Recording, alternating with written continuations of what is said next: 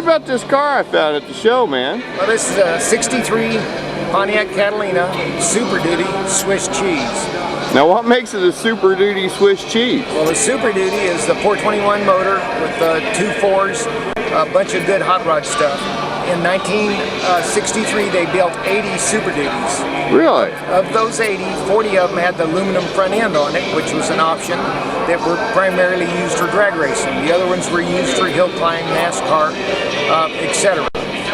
Out of those 40 that had the aluminum front end on them, they made 14 Swiss cheeses. And that it was General Motors' most ambitious undertaking at making a factory-produced race car, and they put it on a diet.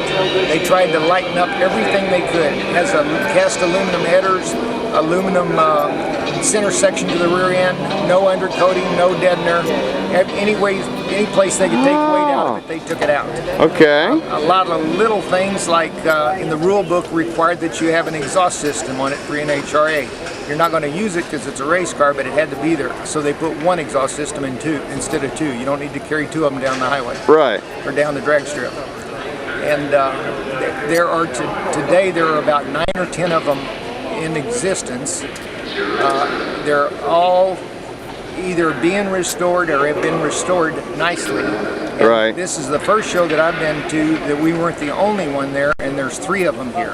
So good. 3 of the 10, like 30% of all of them in the world are right here. It's like a family reunion. Yes, exactly.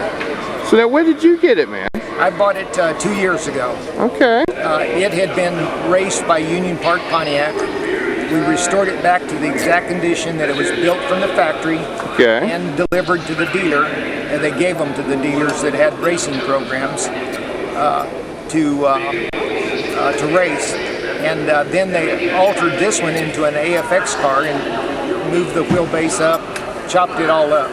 Did they? Tim Thorpe Restorations in O'Fallon, Illinois, bought it in '98 and restored it back to the exact condition that it was when it left the factory. Okay. It took him about 10 years. He brought it to the POCI show in 2010. We bought it shortly after that. I brought it last year and got the Senior Gold Award. And this year we're going for the Championship Award. Oh, blame man, you don't need much more than this. Every part on it is date coded correct to 1963 when the thing was produced.